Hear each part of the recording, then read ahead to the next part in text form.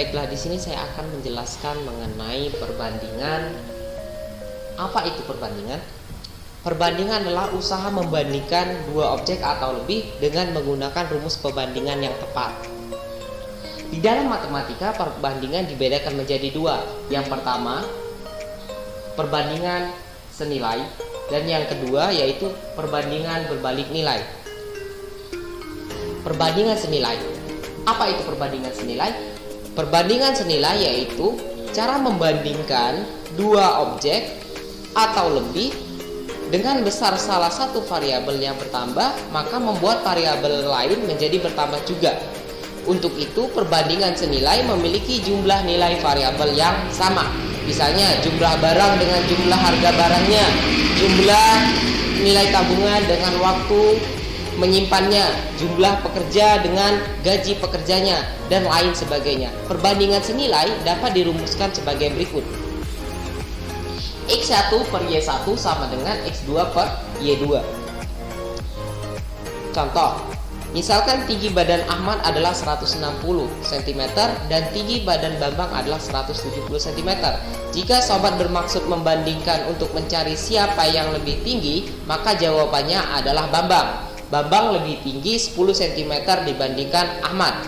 Namun, jika sobat ingin mencari perbandingan yang merujuk pada hasil bagi, maka hasilnya adalah 160 dibagi 170, yaitu sama dengan 16 dibagi 17. Jadi perbandingannya adalah 16 banding 17 antara Ahmad dan Bambang, atau antara Bambang dan Ahmad. Yang kedua yaitu perbandingan berbalik nilai. Apa itu perbandingan berbalik nilai? Perbandingan berbalik nilai adalah cara membandingkan dua objek atau lebih dengan besar nilai salah satu variabel yang berubah, maka membuat variabel lain menjadi berkurang nilainya. Contohnya seperti jumlah hewan dengan waktu makanan habis, jumlah pekerja dan waktu penyelesaiannya, dan lain sebagainya. Perbandingan berbalik nilai dapat dirumuskan sebagai berikut: X1 per Y2 dan X2 per Y1. Jadi di sini dapat terlihat bahwa perbandingan berbalik nilai ini saling berlawanan antara variabel satu dengan yang lain, karena jika satu bertambah maka akan membuat yang lain akan berkurang. Contoh soal, sebuah truk tronton melaju dengan kecepatan rata-rata 72 km per jam. Jarak destinasi awal dengan destinasi tujuan truk tersebut ditempuh selama 5 jam. Berapa kecepatan truk tersebut jika sang sopir ingin jalan lebih santai dengan waktu tempuh 8 jam? Yang seharusnya 5 jam dapat ditempuh 5 jam, dia ingin lebih santai, yaitu ingin menempuhnya dalam waktu 8 jam. Jadi berapa kecepatan yang harus ia lakukan? Cara pengerjaannya yaitu seperti ini. X1 per Y2 sama dengan X2 per Y1.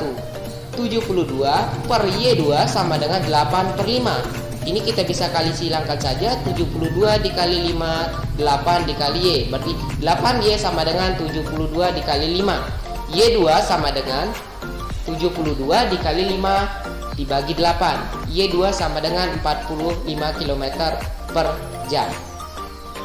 Itulah sekilas tentang masalah perbandingan, baik perbandingan senilai maupun perbandingan berbalik nilai. Untuk selanjutnya kita akan membahas tentang aritmatika sosial yang akan dibahas oleh teman saya selanjutnya. Baiklah, saya akan menjelaskan tentang aritmatika sosial. Sebelumnya, apakah kalian sudah mengetahui apa sih aritmatika sosial itu? Nah, benar. Aritmatika sosial adalah bidang cabang ilmu matematika yang mempelajari tentang matematika yang khususnya pada kehidupan sosial. Nah, biasanya aritmatika sosial ini sering dijumpai pada kehidupan sehari-hari. Contohnya seperti pada kita penjualan dan pembelian.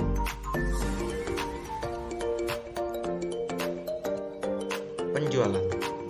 Apa sih penjualan itu? Penjualan adalah nilai uang dari suatu barang yang dijual.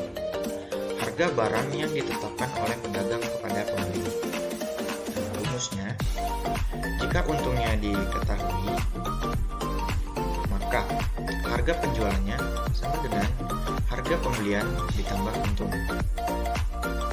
Jika ruginya diketahui, maka harga penjualannya yaitu harga pembelian dikurang rugi.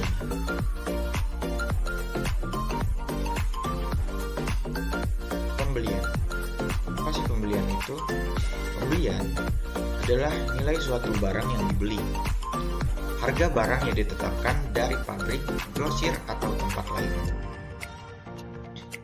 Rumusnya, jika untungnya diketahui, maka berlaku harga pembelian sama dengan harga penjualan dikurang untung.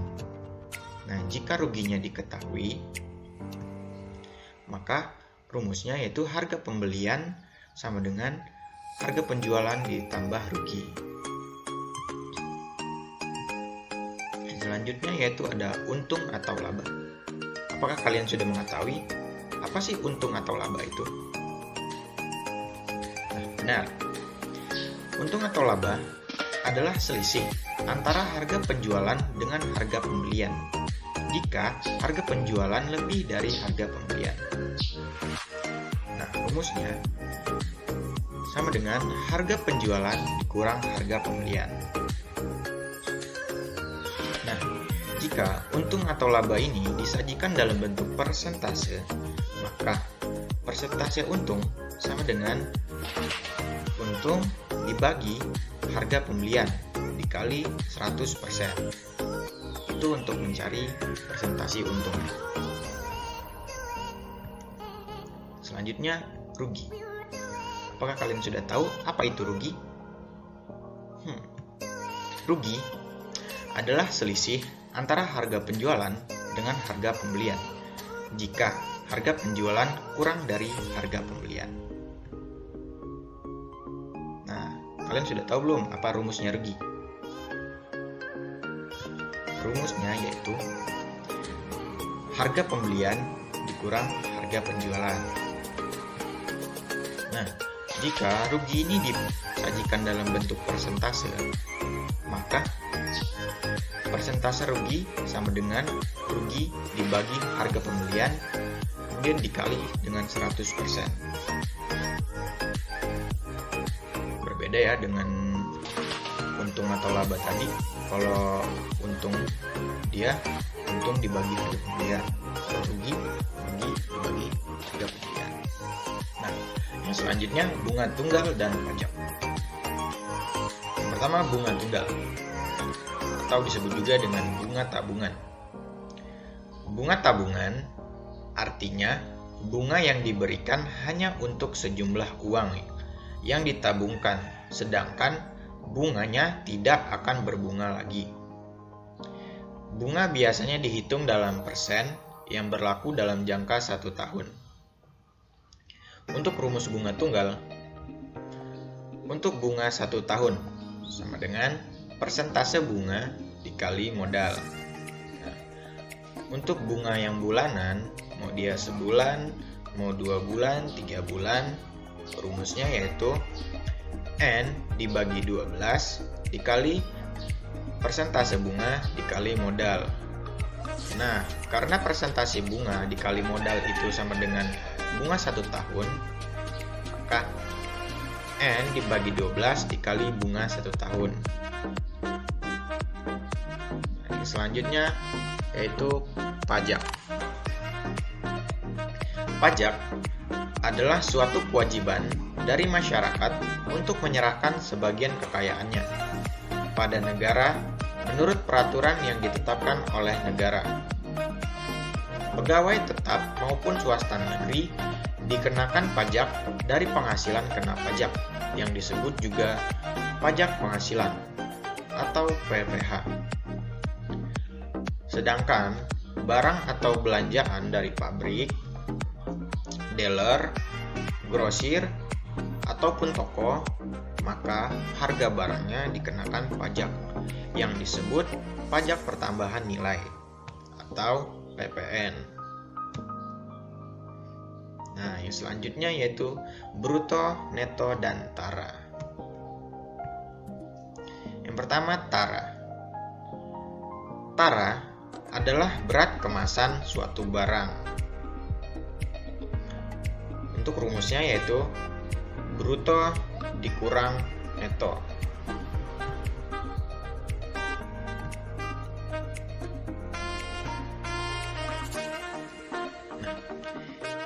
Selanjutnya bruto. Bruto adalah berat barang ditambah dengan berat bungkusnya atau berat kotor. Untuk rumus bruto yaitu neto ditambah tara. Kemudian neto. Neto atau berat bersih adalah berat suatu barang tidak termasuk kemasannya. Untuk rumus neto yaitu bruto dikurang tara. Selanjutnya contoh soal. Di sini saya akan memberikan beberapa contoh soal mengenai aritmatika sosial.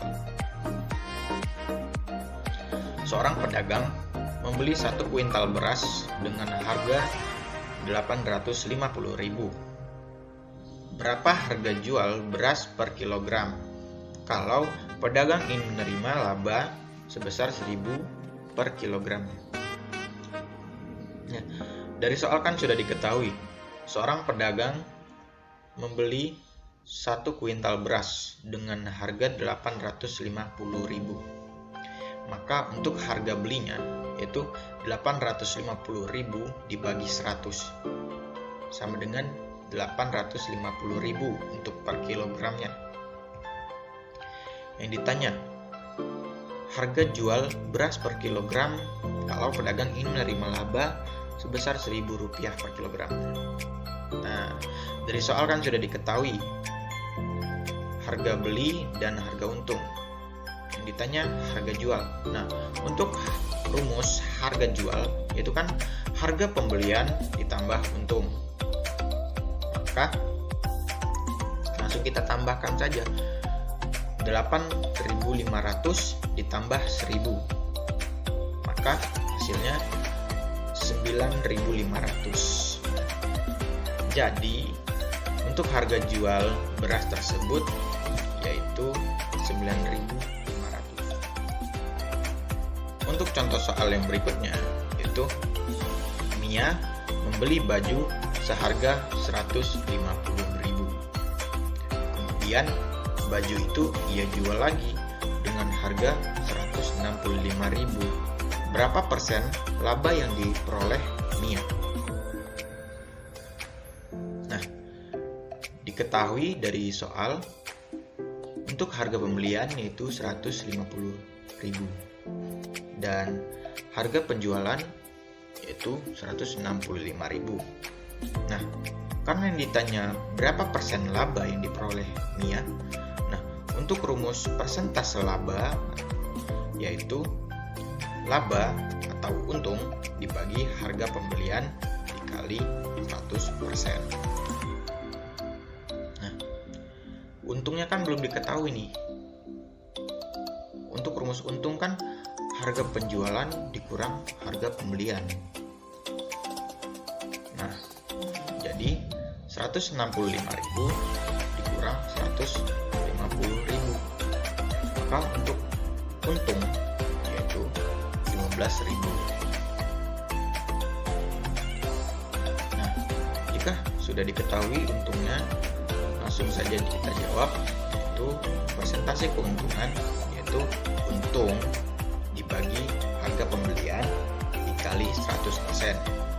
Nah, langsung saja kita masukkan yang sudah diketahui tadi.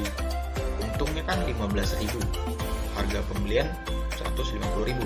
Berarti 15.000 dibagi 150.000 dikali 100%, maka persentase keuntungannya yaitu 10%. Nah, persentase laba yang diperoleh Mia ialah 10%. Nah, gimana? Itulah penjelasan yang bisa saya sampaikan. Jika ada yang kurang paham atau ada yang ingin ditanyakan, silakan komen di kolom komentar. Dan jangan lupa tonton terus di Belajar Santuy. Jangan lupa subscribe Matematika C. Sekian, saya akhiri. Wassalamualaikum warahmatullahi wabarakatuh.